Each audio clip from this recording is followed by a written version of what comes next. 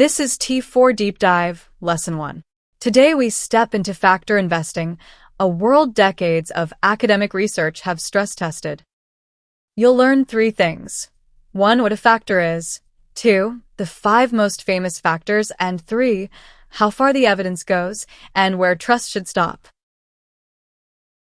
No overpromising today. I'll draw a clean line between what has academic backing and what doesn't. On screen is the S&P 500 daily chart by a SPY. Even in the same market, why do some names rise while others stall? Hunting that answer is our starting point. A factor is a common driver that makes many stocks' returns move together. Example: when the Fed hikes rates, bank stocks often firm up while growth tech softens. That's a directional tilt. When the S&P 500 on screen rises, most U.S. names tend to follow, right? That market itself is the most basic factor. We also call it beta, sensitivity to the market. Researchers asked, after stripping out the market, which kinds of companies earned more over the long run? Think cheap stock basket versus expensive stock basket. Which side historically made more dollars? Finding that regularity in the statistics is the core of factor investing. Not luck, repeating patterns. You're looking at the S&P 500 weekly chart. Nobel laureate Eugene Fama and Kenneth French's 5-factor model is the industry standard. The 5. 1. Market. How much stocks move together. 2. Size. Historically, smaller firms on average earned more than large ones. 3. Value. Cheaper assets, low PB, earned more than expensive ones. 4. Profitability. Firms with sturdy profits beat weak ones. 5. Investment. Firms that spend capital carefully beat those that splash cash around.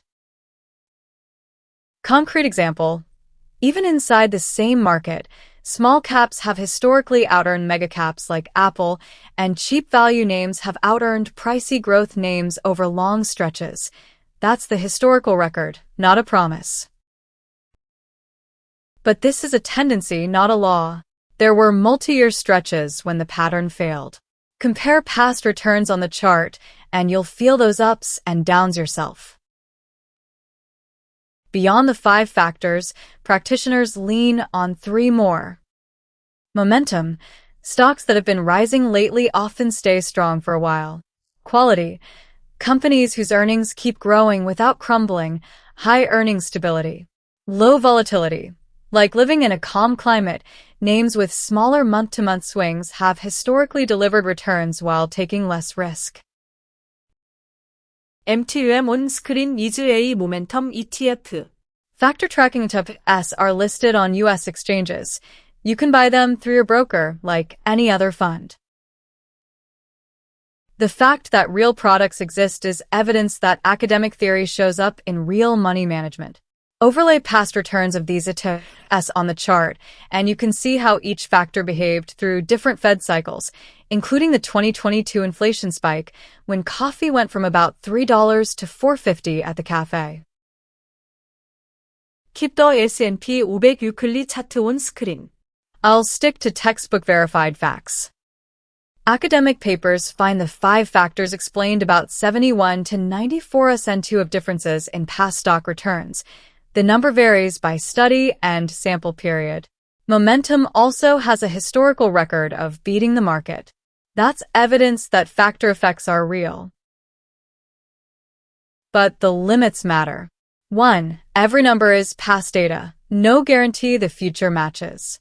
2. Paper returns usually ignore trading costs and taxes, so live trading through your broker can carve away a lot of the excess return.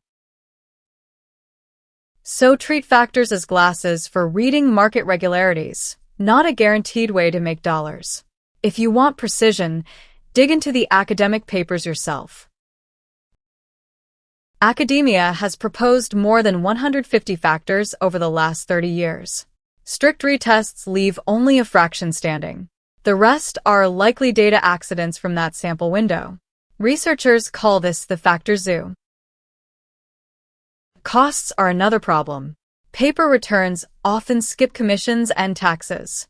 Once you trade and pay the IRS, the excess return, the part that beat the market, shrinks hard. Even a theoretical 5% a year of excess can get cut to 1 or 2% after costs. VLE on screen is a value factor ETF. That factor spent much of the 2010s in a long drought. Pull past returns on the chart, and you'll see how long a single factor can fail to work, including stretches when the Fed kept rates near zero and growth names dominated the NASA. Bottom line, factors are not a guaranteed profit recipe. They're glasses for understanding market regularities. Alone they're fragile. Blending several can reduce risk. That idea is next lesson's topic. Deep Dive Lesson 1 Recap. 1. A factor is a common driver that moves many stocks' returns together. 2. Market, size, value, profitability, and investment are the core 5. Momentum, quality, and low volatility are also common in practice. 3. On past data, the 5 factors showed 71 to 94% explanatory power, varying by study and period, with no guarantee the future matches. 4. Live trading costs and taxes shrink excess returns a lot, and most of the factors zoo, 150 plus proposed factors, fails retests. Conclusion.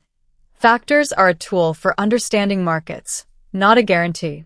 Next lesson covers multi-factor strategies and smart beta, blending several factors at once. Disclaimer. This lesson is for education only.